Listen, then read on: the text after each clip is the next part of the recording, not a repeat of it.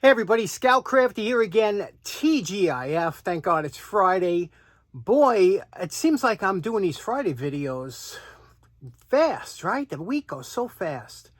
Couple things to get to today. I got a good episode planned. First thing I want to start off by saying is that, once we hit, and I always consider us like kind of a family, a group, because I know there's a lot of you diehard watchers out there and subscribers, and I appreciate each and every one of you. But since we hit 30,000 subscribers, different things have happened. One thing that happened was I've gotten a bunch of manufacturers contacting me and saying, would you like to do video reviews, things like that. One was MechPow, was a laser, and they want to send me a laser engraver, which was really, nice of them to do that. And to say, and they're very little stipulations that are associated with getting a product. Another company that contacted me was Vivor. Now, you've probably seen them. They've been all over the place lately. And again, they contact you and they say, listen, you can pick anything you want from our catalog between this price and that price, like up to $300. And all we ask is that you mention it on one of your videos and put a link in it. That's it. They're not saying you got to do a 10-minute video. It's amazing. But what a fantastic sales promotion that is. I mean, whoever's running these companies are exceptional advertisers and really at the top of their game, because that's how you do it. You get your product out there. Even if you do with smaller channels or something, like, we talked about Evaporust did that in the beginning. And Flitz did that, and and then you let momentum take you along. So hats off to those companies for doing that and for offering YouTube creators these things. I didn't, obviously, I didn't take them up on it because I'm still working on stuff that you subscribers had sent in even last year. I'm still getting to stuff, but I just thought it was just a great idea. What do you think of that? I know some people say, when as soon as they see something like that, or they say, the guy's selling out and stuff, but I don't know. I think it's just a great idea. Especially, imagine Vivo saying you could pick, they send you a catalog, pick whatever you want. It's like, are you kidding me? You could think of 100 things you could use, but, I'll leave that to the guys that really will use the product and stuff. I'm pretty much full up. Anyway, like I said, we got a few things to get to, so let's get started right now. Okay, next up, I want to talk real quick. My good buddy Reggie on the road in the UK picked up a beautiful Belgian-made taxiway light for a Runway. And this one here is one here. This is the USA version. And you can see here, this one's a cobalt blue, nice glass, fluted lens. Love this. Anyway, what these are used for in aviation is taxiways are adjacent to a runway when you're landing your airplane. Runways are always trimmed in white lights, either running down the middle or either side. So that indicates a runway.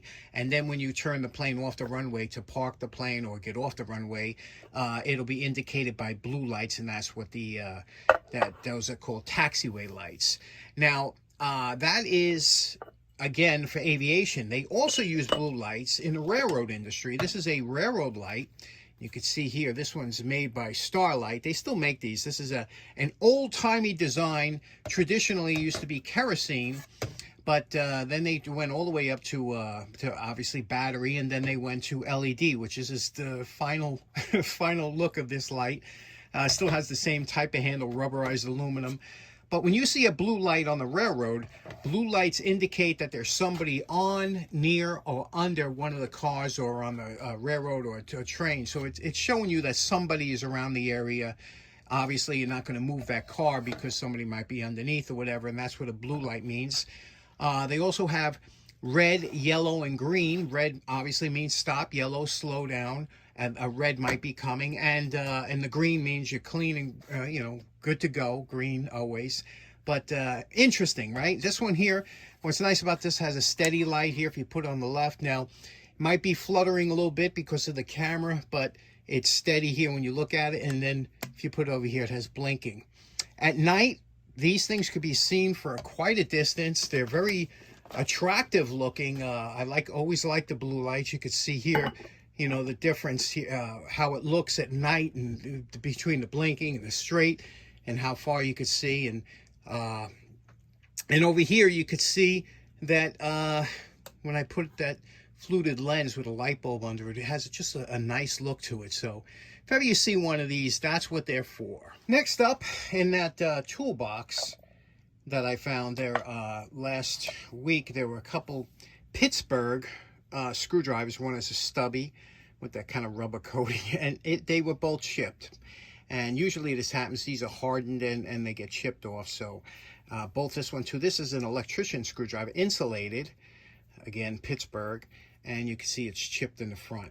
So as like we like to do here, we're going to repair these. I'm going to show you how to repair a chipped screwdriver quick and easy. There are a number of ways you could do this. You could take it to the belt sander, or you could take it to the grinding wheel, but I'm going to use the cutoff disc, the thin wafer cutoff disc, and I'm just going to cut off the tips of these. And I'm going to use this here. This is what I put in my vise, you know, but I'm going to flip it around. I'm going to lean the angle grinder on there and just tilt it forward and cut these tips off real quick.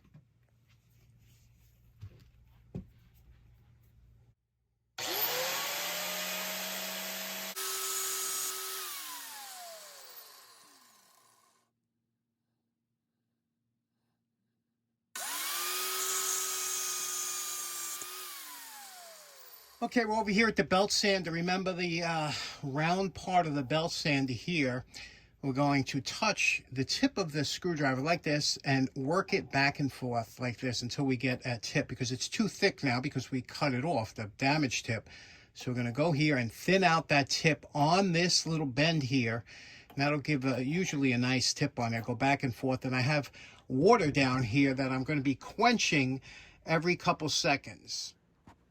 Now, again, I can't emphasize enough that when dealing with hardened material like this, you always got to keep dipping it and cooling it down in water. Okay, we're calling these done.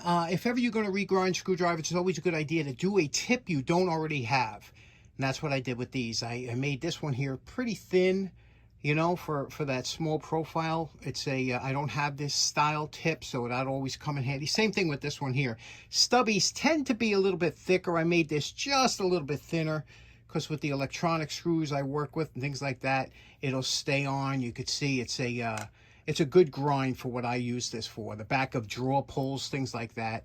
And there we go, 2 free screwdrivers. Okay, for those of you who might be new to the channel, I am a big fan and collector of spark plugs. I've been fascinated with spark plugs ever since that old Champion box was hanging out in the rafters of my garage. That's still there.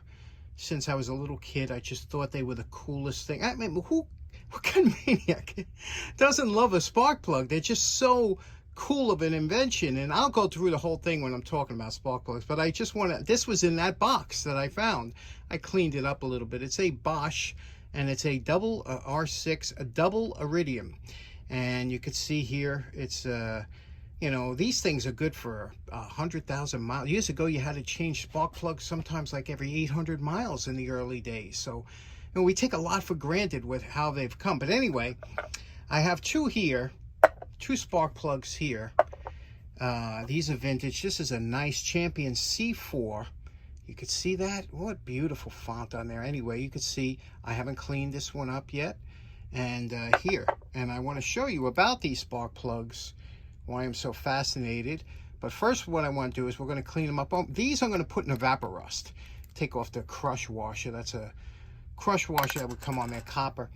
We're going to just clean it up, dump it in the Vaporust. I never seen a Vaporust. I doubt it will, because they're usually pretty safe.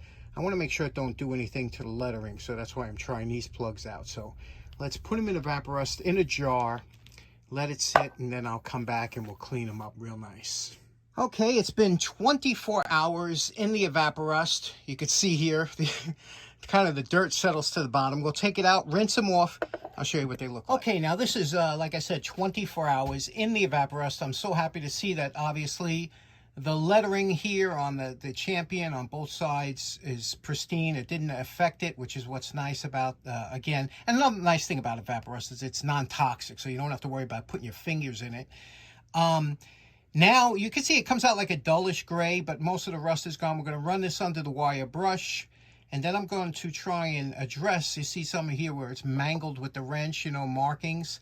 But let's run it under the wire brush and show you what it looks like then. Okay, this is our post-wire brush evaluation. You can see here, you can see the definite marks and whatnot from the wrenches over the years, and the rust, the pitting and everything really comes through when it's shiny. Also, that you can see the knurling on the one plug here. And so now I want to show you something interesting. Okay, remember when I told you years ago, before planned obsolescence, things were made to last, and if not last, they were made to be as economical as possible to replace. And the spark plug was no exception. If you notice here, there's two pieces here. This screws out. Now, it takes a lot of heat and a good amount of force to get this out, but what you would do, because this is a piece that you would save, you could replace the porcelain electrode. You could pop this out and they would sell just the porcelain with the electrode. Some of them even came apart further from there. So it's amazing to me how these things were meant to be serviced in the early days. But for us here, now they went to this design where it's crimped over the top, and obviously it doesn't pay to replace anything. You just replace the whole plug. But isn't that amazing? Okay, now these plugs are in really bad shape, but what we're going to try and do is we're taking over to the belt sander. We're redoing the facets. You see that? So it looks much better. It looks almost factory, and just getting rid of all those pits and dents and dings. Okay, being that I'm kind of new to the hobby of collecting spark plugs, I was hoping maybe some old-timers out there who maybe dealt with these, or maybe a collector or something. And what we have here, this is the insulator, okay? This one's porcelain, let's say, and this is the electrode over here, and this is at the bottom of this is the ground electrode, and then there's an air gap. But when you put this on here, what you do is you slide this piece over, you see here? Now, there is maybe some kind of gasket shellac or something that went in there, because there was something in there. That's why I had to use heat to get it off. Remember old Indian head gasket shellac? Now I'm really getting old timer. Then this would go into here. Okay, there's a copper crush gasket in there, and this would get screwed down like this, and that's how you would replace your center insulator and your electrode. Now, when this gets tightened down, it'll be like that, and then you adjust your gap.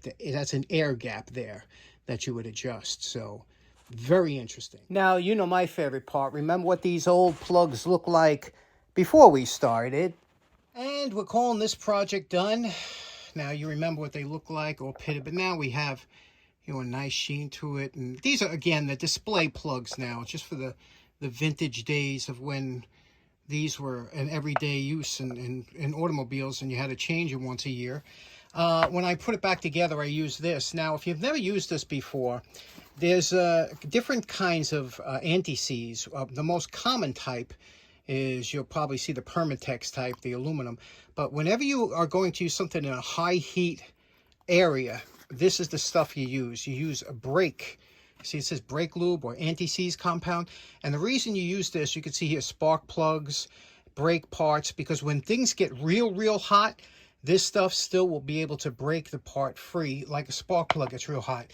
If you use that other Permatex stuff, a lot of times that's good for suspension parts, but if you try and use that for things that get real hot, sometimes it binds up. Okay, so in closing, kind of a short one today, a little bit of a mosh, but it's hot down here and I'm sweating. I'm not having the great time I usually do. Hopefully it'll cool off soon. Hope you have a great day. Take care. Enjoy your weekend. Bye-bye now.